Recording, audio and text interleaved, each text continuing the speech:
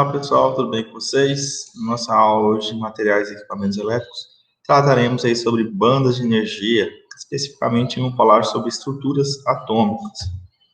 Então, vamos falar uma breve introdução, os modelos de estrutura atômica existentes, né? São estudados aí até o ensino médio, os postulados de Bohr, que expressam bastante aí, explicam muitas situações aí do modelo proposto por Bohr mesmo, né? E falar sobre esse modelo atômico dele. Então, o estudo aí da estrutura de bandas de energia dos materiais é importante para o entendimento do mecanismo da condução elétrica, até porque a estrutura atômica, a gente vai ver aí, ela é formada aí por prótons, nêutrons e elétrons. E os elétrons são justamente aí essa que vai definir aí como que funciona o mecanismo da condução elétrica, conforme vocês viram, eletricidade, né? Deslocamento desses elétrons.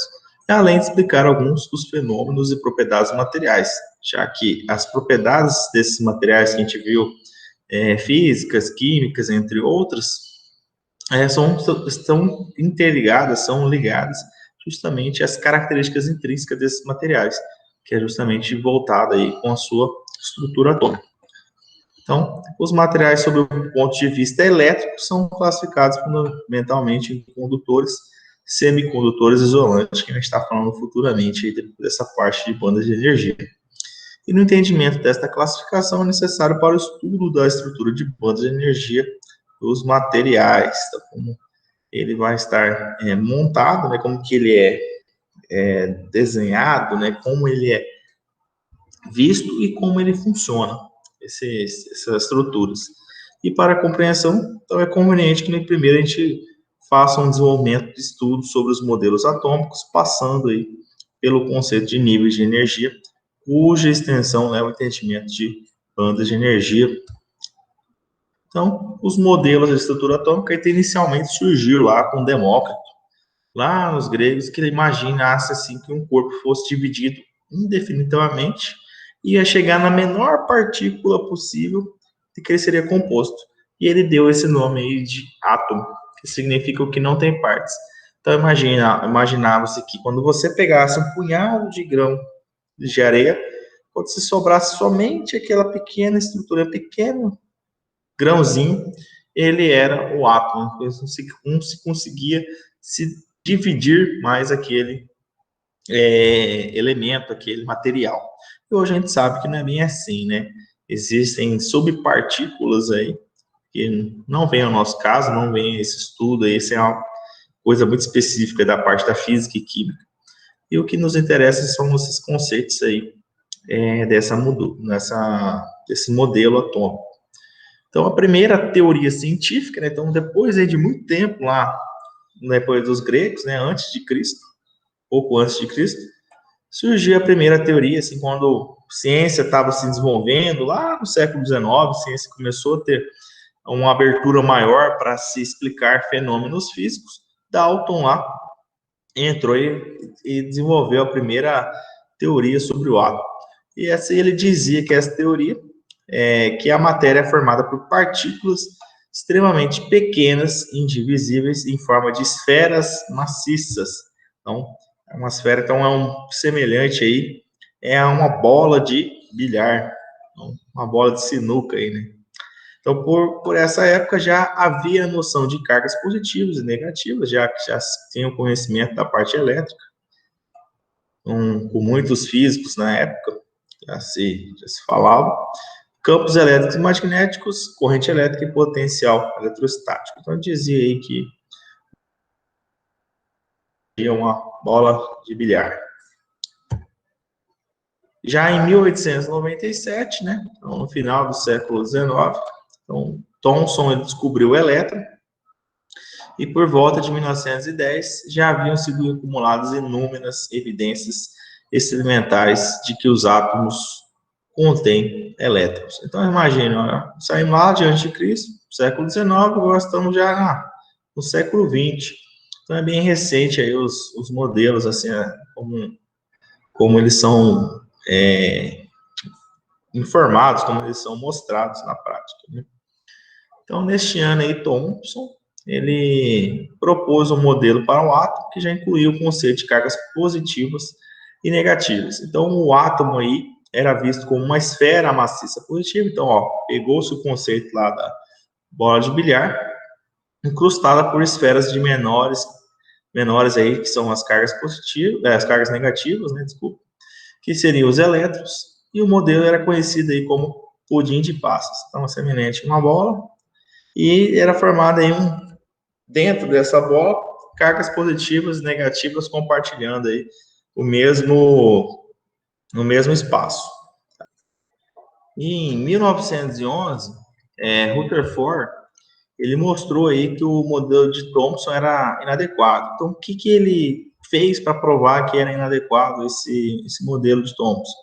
Ele incidiu aí partículas alfas, que são aí átomos de hélio duplamente ionizados, que são formadas aí partículas por apenas o núcleo do átomo de hélio, e são emitidas por vários materiais radioativos, tais como o tório. Então, são elementos radioativos e com grande velocidade que era incidida.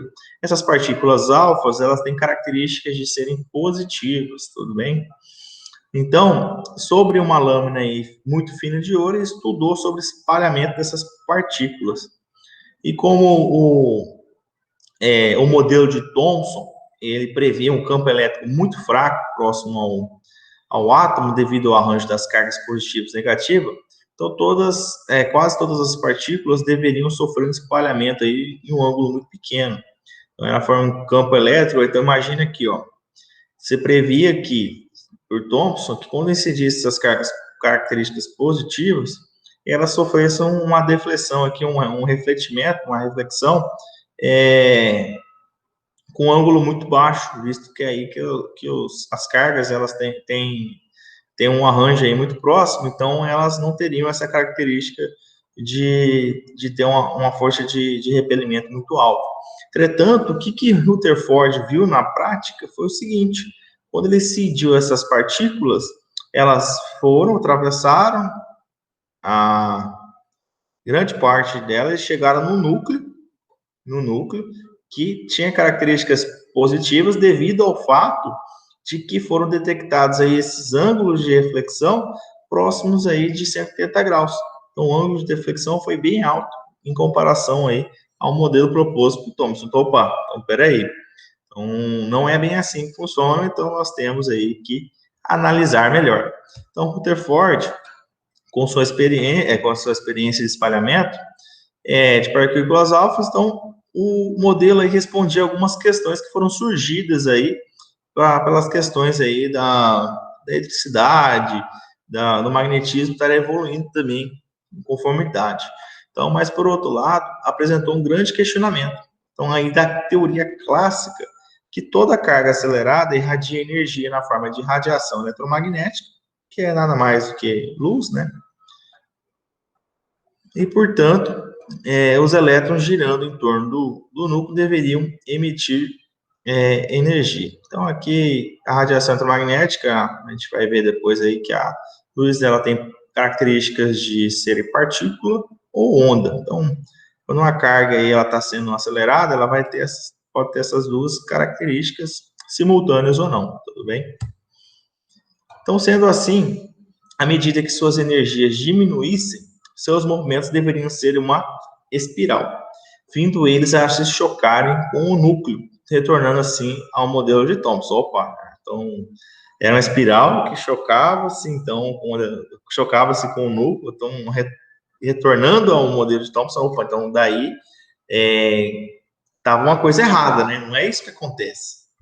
Então, no entanto, desse modo, o átomo se tornaria do tamanho do núcleo, e causando aí o colapso do átomo, e seu raio seria da ordem de um raio nuclear, que é da ordem de 10 a quarta vezes menor do que o valor obtido por várias experiências. Ok? Então, para conciliar aí o modelo de Rutherford com a teoria eletromagnética clássica, e ainda explicar a emissão de energia dos átomos de forma discreta, Bohr deu continuidade ao trabalho de Rutherford. Então ele foi aluno do Rutherford e formulou aí 3 postulados que seriam a base do seu modelo atômico. Primeiro postulado, alguns autores, vocês podem estar encontrando que vão encontrar 4 postulados, mas nada mais que é uma continuação. Uns autores preferem separar esses 3 postulados, mas aqui o terceiro postulado ele contempla o 4º postulado de alguns livros, ok? Então, o primeiro postulado, um elétron se move em determinadas órbitas circulares em torno do núcleo sem emitir energia. Então, ele tem um espaço ali que ele fica orbitando e ele não gasta energia. Ele fica ali. Fica lá rodando e não tem gasto energético porque ele pertence àquela região. Então, nessas órbitas, sua energia é constante e se diz que ele está no estado estacionário. Está no estado aí que ele não está gerando, não está tendo uma absorção de energia e nem rejeição de energia. Que é o que nós chamamos aí de não irradiante. Então, assim, ele propôs que o núcleo, que é formado aí por prótons e nêutrons, nessa época nem se tinha o conceito ainda dos nêutrons, tá bom? Então, se tinha aqui que era o núcleo, que tinha a maior parte da massa, e os elétrons se orbitavam em várias camadas. Então, 1, 2, 3, e conforme ele fica rodando aqui em torno dele e não tem gasto energético. Então, são os níveis aí que ele falou, níveis permitidos aí para um átomo. Já o segundo postulado, um estado estacionário é definido aí pela condição de que o momento angular do elétron, então, MVR, que é então a massa, a velocidade e o raio, né, deste estado estacionário é quantizado e múltiplo de uma constante igual a H2π, que H é uma constante universal, que é a constante de Planck. Então, Planck estudou muito a questões da luz, estudos dessa parte de óptica, e ele conseguiu aí definir uma constante aí que é dada pelo seu nome, a constante universal. Então, aqui nós temos os valores, como eu falei, né? O N é a quantização do momento angular, então, o primeiro número quântico, M é a massa do elétron, que é extremamente baixa, né? A velocidade é a velocidade tangencial do movimento angular do elétron, então, quando ele está tangencial, ele está saindo num ângulo assim próximo de 90 graus. O raio da órbita do elétron e a própria constante aí, que é um valor fixado, né?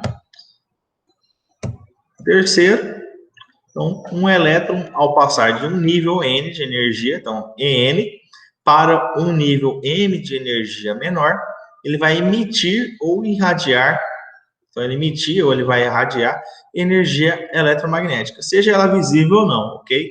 Até porque tem tipos de energia aí que a gente não consegue enxergar. Por exemplo, o raio infravermelho, a gente não consegue enxergar ele visualmente. Então, são dados aí os comprimentos de onda. Então, são nada mais que diferentes frequências de ondas eletromagnéticas. Então, cuja frequência é dada pelo coeficiente entre a diferença de energia entre os dois níveis e a constante de Planck. Então, ou seja, eu tenho aqui um nível que está mais longe lá do núcleo e ele está voltando aqui. Então, significa que ele está emitindo, tá? Faz uma emissão, faz um gasto para poder voltar aqui a um nível anterior, ok? Então, os postulados de Bohr aí vieram a traduzir 2 conceitos importantes na modelagem do átomo. Primeiro, então ele forneceu aí os níveis de energia, né? Então, que são as camadas, estados estacionários, e que são órbitas em que o elétron pode girar sem emitir energia. E o segundo é que a emissão na forma de radiação na passagem de um nível para o outro, de energia inferior, essa energia ela é quantizada, ou seja, é igual à diferença de energia entre os dois níveis, né? Dividida aí pela constante Planck. E assim, para migrar para outro nível de maior energia, o elétron deve absorver a energia exata igual à diferença entre os dois níveis de energia. Então, se não ficou claro como a passagem, o elétron ele não pode ficar entre as camadas ou 1/3 da camada, não sei. Ele tem que ficar exatamente nesses estados orientados aí, que são dados como os níveis de energia. É como se fosse vários espaços que seriam semelhantes, tipo filas de banco. Você pode sentar e você vai sentar somente nessa fila. Não tem como você ficar sentado no chão. Você vai sentar nesses bancos que foram determinados. E se você quiser mudar de energia, então mudar de estado, né, mudar de nível, você tem que se levantar, você tem que fazer um gasto energético, ou você tem que absorver a energia, alguém te empurrar, por exemplo, e te levar para outro banco, entendeu? Então, é a mesma forma. E como que o elétron vai absorver energia? Pode ser por meio de térmica, pode ser mecânica, então todas elas, ou pode ser até elétrica. Então, dependendo de como ele absorve essa energia, ele pula de um nível para o outro. Ok? Então, aqui temos uma breve descrição das evoluções dos modelos atômicos. Então, a gente tem o Dalton, a bola de bilhar, Thomson com pudim de passas, Rutherford, que viu o espelhamento, né, alfa lá, a partir então os elétrons estão em órbita, né, e como que estão em órbita, o Bohr explicou com os níveis de energia. E logo depois veio o Schrödinger. Ele foi o cientista que explicou sobre a nuvem eletrônica. No nosso caso aqui não tem, é só por curiosidade mesmo, tá? Não precisamos chegar nesse nível, que ele fala que os elétrons, apesar de eles estarem em vários níveis, existem alguns em transição e não estão exatamente assim bonitinhos, organizados em filas assim, em níveis. Então é um modelo assim mais complexo que para nós aqui esse estudo é mais avançado, ok? Mas eu trouxe aqui só para mostrar para vocês que a ciência ainda continua evoluindo. Então, o modelo atômico aí, né, o modelo de átomo de Bohr, né, ele se baseia aí nos elementos da tabela periódica, ele se baseia no hidrogênio. Por quê? Porque ele é um dos mais simples, ele só possui um próton e um elétron. Então, olha, é um modelo bem simples. Vamos trabalhar com a simplicidade, depois trabalharemos aí com as mais complexas. Entretanto, aqui só para explicar o modelo de átomo de Bohr, vamos aqui descrever a questão do hidrogênio. Então, se nós imaginarmos aí o modelo do átomo de hidrogênio, ele é apresentado nessa figura. Então, o elétron, como é um só, ele está girando em torno do núcleo, né, que é formado aí por cargas positivas, né? E ele gira aí executando o movimento circular, conforme aí lá dito lá pelos próprios postulados dele, que fica orbitando nesse nível energético dito por ele. E ele tem uma velocidade tangencial. Então, se nós pararmos a imagem aqui, em determinado ponto, ó, a tangencia é a que está saindo o ângulo de 90 graus dessa curva. Então, sempre que nós pararmos um ponto aqui, eu vou ter uma tangente. Parar aqui, uma tangente. Então, a gente faz essa análise dessa velocidade tangencial. E o elétron e o próton estão sujeitos, então, à força de atração elétrica, dada aí pela lei de Coulomb, visto aí serem cargas de sinais contrários. Então, temos uma força aqui elétrica, força elétrica de atração, tanto aí da carga positiva como a carga negativa. Então, imaginemos aí que essa força elétrica de interação entre o próton e o elétron, logo então, para que o elétron mantenha-se girando no estado estacionário em torno do núcleo, e lógico, mantendo esse raio constante aqui, essa distância constante, e executando um movimento circular uniforme com uma velocidade tangencial v, existe então uma força resultante do tipo força centrípeta. E essa força centrípeta que é causada aqui, que é o que faz ele manter, é uma força que leva ele fora dessa velocidade, dessa órbita circular, ela tem que ser igual à força elétrica, porque aí faz sentido, então, esse elétron ficar percorrendo e ficar no estado estacionário. Então, a força elétrica é igual à força centrípeta.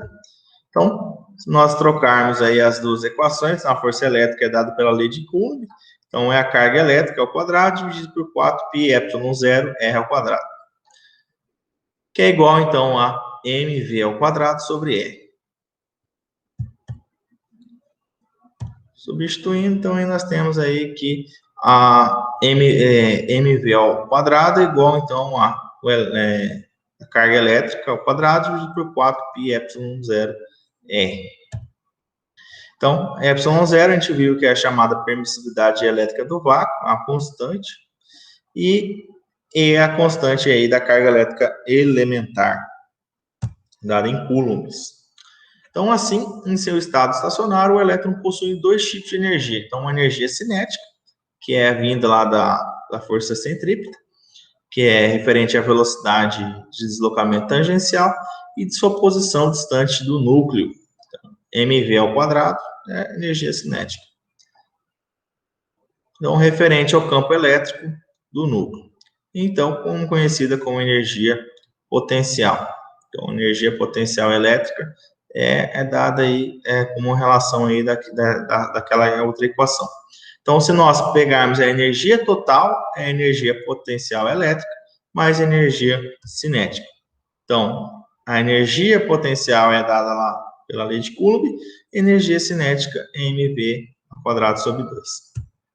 Então, substituindo os valores, então, esse sinal negativo, que é dado aqui, que apareceu aqui nessa equação, é devido à máxima energia potencial do elétron, que encontra-se lá no infinito. Então, a carga está lá distante, lá no infinito, imaginemos assim, né?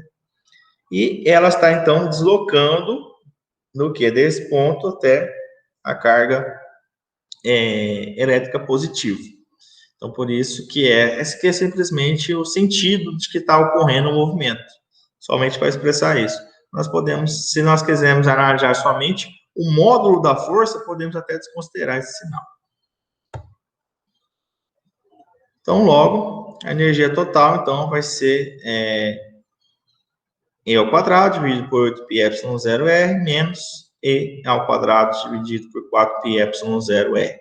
Então, resolvendo, nós chegamos aí nesse valor. Então, no segundo postulado de Bohr, então, nós temos aí que a velocidade do elétron do nível distante R do núcleo é dada, então, por V, então, é igual a NH dividido por 2πmr. E se nós substituirmos aqui na equação, né, o V, nós teremos, então, M vezes NH dividido por 2πmr ao quadrado, que é igual, então, a força elétrica. Então, substituindo e deixando em função de R, né? E esse R ele vai estar vinculado aí justamente aos níveis de energia. Vai ser ε0h ao quadrado dividido por πme ao quadrado vezes n ao quadrado. Então, o n é a representação desses níveis, conforme dito. Então, substituindo Rn na energia total, lá naquela equação que é energia potencial elétrica mais energia cinética, nós teremos aí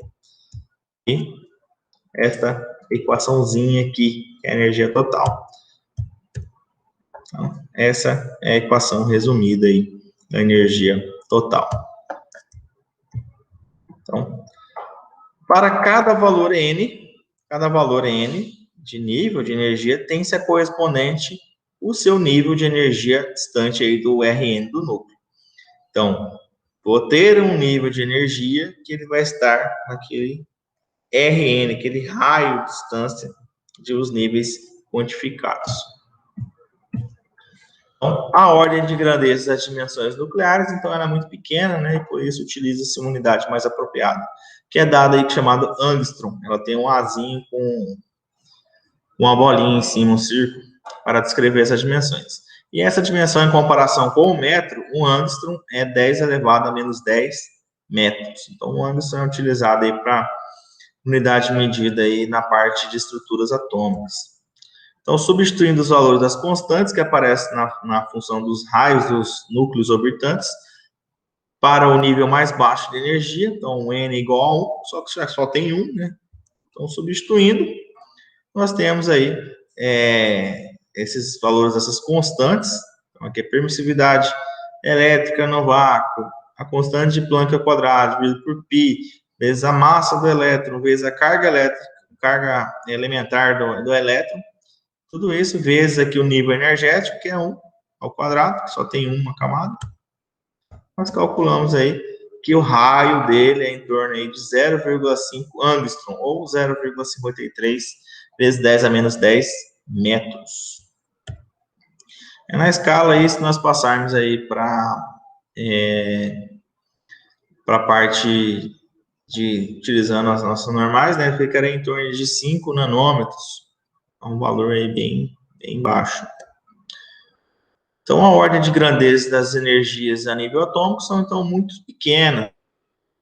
A unidade mais apropriada, que é dada aí por eletronvolt, que é um exime minúsculo, e o V aí de tensão, volts.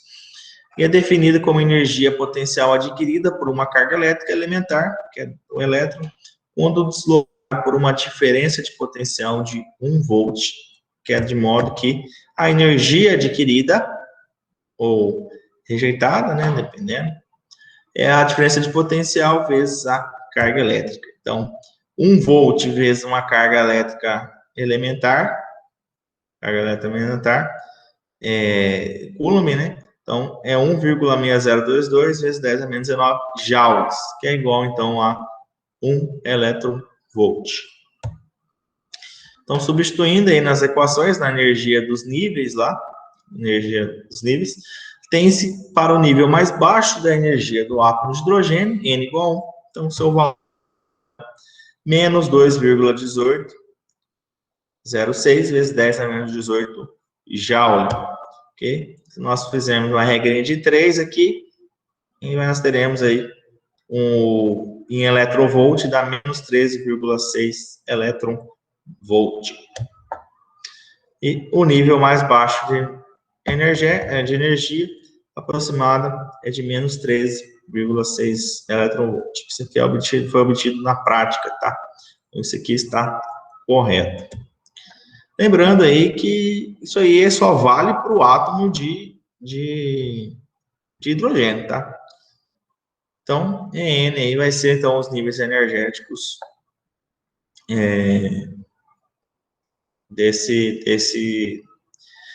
deste elemento. Então, se nós pegarmos aqui os esquemas simplificados, né, dos níveis de energia do átomo de hidrogênio, então, se nós pegarmos lá no infinito, ó, vamos lá no infinito, e aqui, ó, nós tivemos na primeira camada do elétron, que é 13,6 eletronvolt. Então, à medida que vai se saltando aqui, ó, salta-se, vai para níveis energéticos mais elevados, o que acontece? A energia aqui que ele precisa absorver ou rejeitar para pular vai se tornando menor. Por quê? Afasta-se do núcleo, diminui a minha força de atração, a força elétrica, e ele consegue, então, saltar ou pular de níveis energéticos mais fáceis, tá? Então, cada elemento aí, ele tem essas níveis de camada que são aqui expressas. Repare aqui, ó, que dependendo de como for adotada a referência, ó, então, quando se trata da primeira camada, como ela ser considerada no infinito, por isso que é dada como negativa. E se nós considerarmos ela como a primeira inicial, aqui ela vai ser zerada, e lá no infinito nós teremos aí 13,6. Então, depende aí do sentido somente, tá? Então, isso aqui é uma análise só para que vocês possam estar entendendo a ideia de por que ficou negativo, ficou positivo essa energia. Então, um elétron, ao absorver energia, ele move-se para os níveis superiores, desde que essa energia absorvida seja necessária para deslocá-lo a um nível de energia permitido. Então, a energia absorvida deve ser exatamente a diferença de energia entre os dois níveis pelos quais o elétron se deslocou. Então, aqui é o conceito do terceiro postulado de Bohr.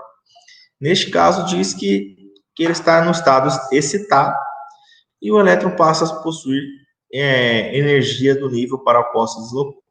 Então, após algum tempo, então na ordem de nanosegundos aí, o elétron retorna ao seu estado original, que é chamado aí de nível normal fundamental, então, emitindo o excesso de energia absorvida. Como eu disse, então ele absorve energia, seja na forma térmica é a mais comum, tá?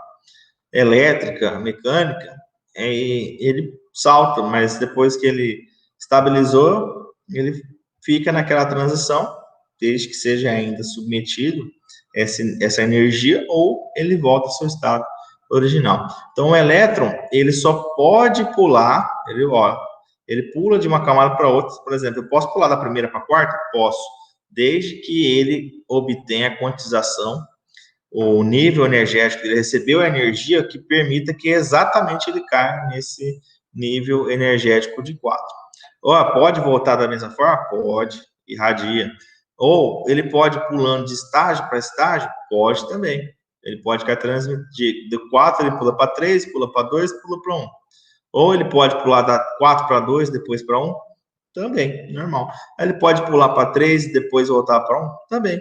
Então, ele só tem que respeitar o nível de energia daquele estado estacionário, daquela órbita circular, o nível de energia requisitado, exigido.